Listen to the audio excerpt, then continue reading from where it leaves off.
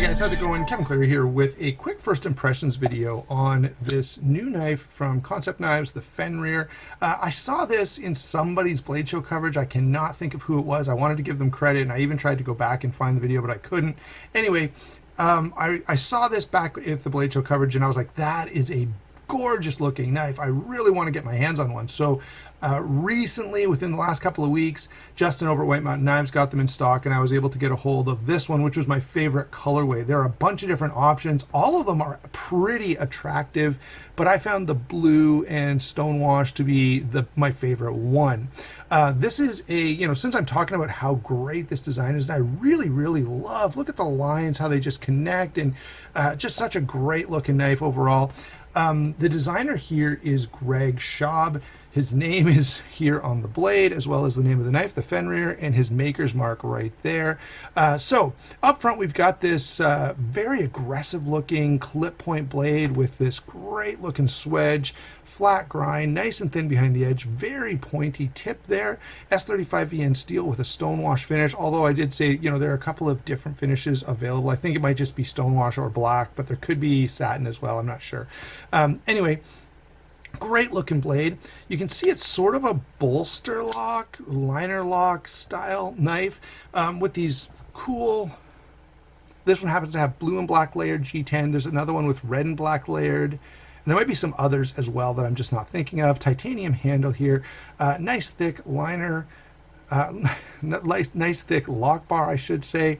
You can see the lock bar insert as well. Ceramic bearings deployed by a thumb stud or a front flipper, both of which work really well. The D10 is really nice and snappy, perfectly dialed in for this knife. Such a satisfying deployment on this guy.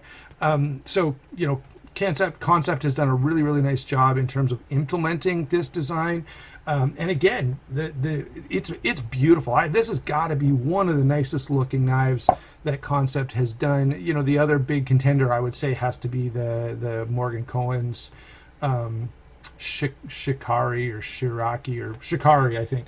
Anyway, really nice looking knife. Even the clip ties in. This is a really cool looking knife. And here's what I think is cool.